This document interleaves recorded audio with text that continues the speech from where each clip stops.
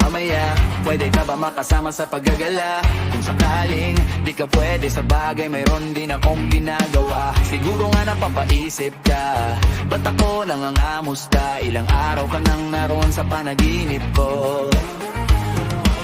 Nag-aalala lang ako baka saan ka mapunta, pero mukhang ayos ka naman kahit di na kita abalahin pa. Ilang ama namin pa ba ang dapat para patago kang mag-alala sa'kin mo?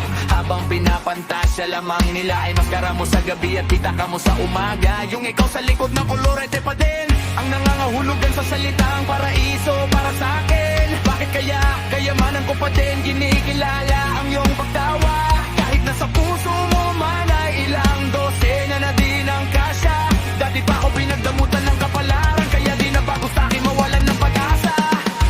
Alauna ng umaga na naman, tawagan mo na lang ulit ako kapag hindi na kayo magkasama.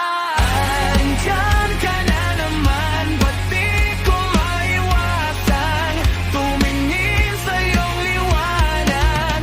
Nagdarang na naman sa iyong apoy, bakit ba laging hinahayaan?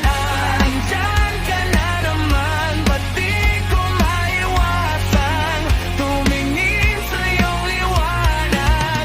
Nagdarang na naman sa iyong apoy, handang masaktan kung kinakailangan.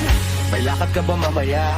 Sana madaanan mo ko pagkatapos. Sabihin mo ngayong ako'y makakaansang dito ka dadalhin ng iyong sapatos. Kung ngayong gabi lang naman ang magiging dahilan, ay handang-handa pa din naman ako mamaos. Makakaluwag ka man ay sa mas nakakalibang na paraan kita tutulungan makaaraos.